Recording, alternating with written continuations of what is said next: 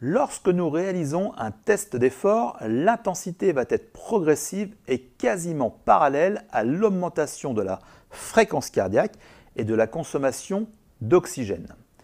Ceci est vrai jusqu'à un certain point. En effet, notre vitesse va augmenter de façon progressive jusqu'au décrochage par l'incapacité de pouvoir maintenir l'allure imposée et par fatigue musculaire.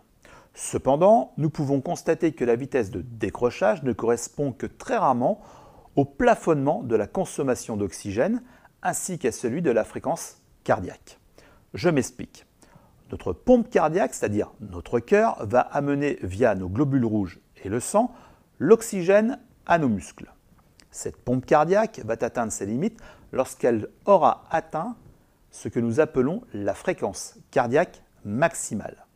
À partir de ce moment-là, il sera impossible d'apporter ou de fournir plus d'oxygène puisque cet apport est directement lié à celle-ci.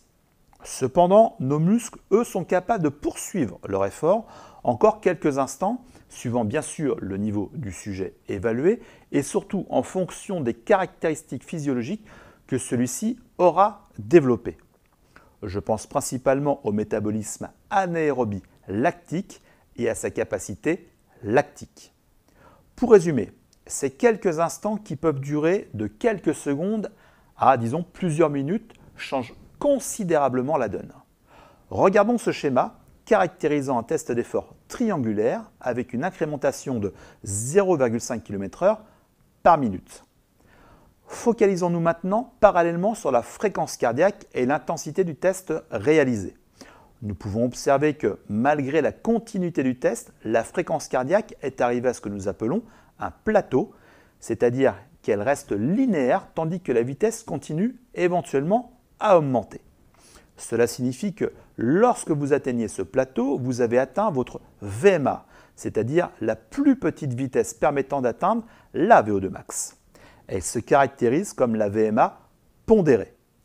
Mais votre vitesse continue à augmenter jusqu'au décrochage. À ce moment-là, vous aurez atteint votre VMA brut, tandis que votre fréquence cardiaque est toujours identique et de fait toujours à son maximum.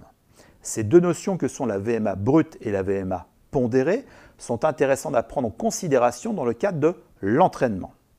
La VMA pondérée obtenue correspond aux intensités à utiliser pour des efforts de type continu, tandis que la VMA brute obtenue correspond aux intensités correspondant aux efforts de type intermittent.